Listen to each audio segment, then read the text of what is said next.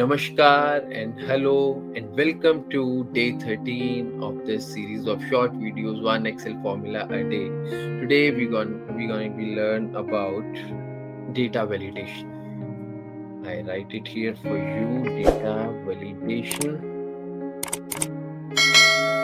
Now, data validation means putting the restriction onto the selected fields wherein you want the user to help them to restrict or abstain them from writing or typing any invalid or incorrect data. So you are defining the data fields that should be the correct answer or that should be there on the given cells.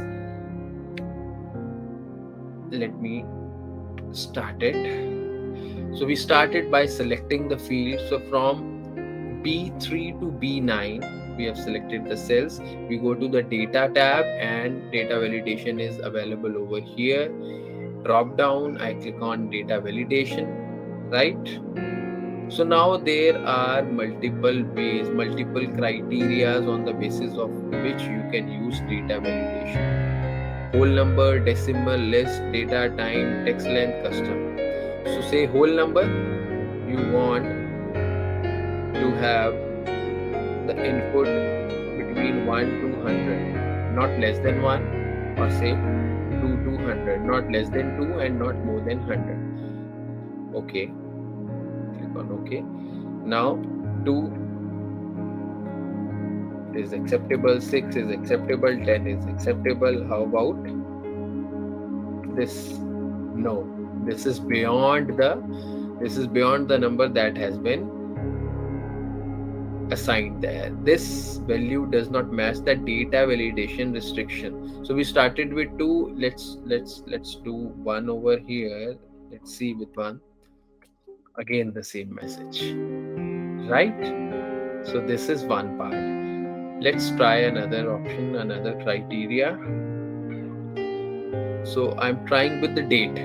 Now you want to have the information from the users.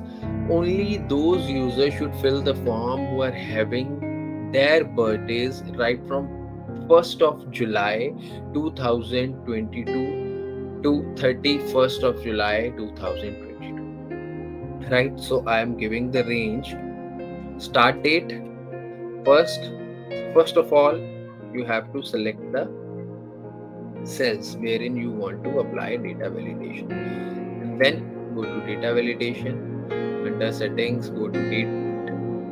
Now the start date is 1st of July. July is 7th month 2022, and the end date 31st July 2022, right?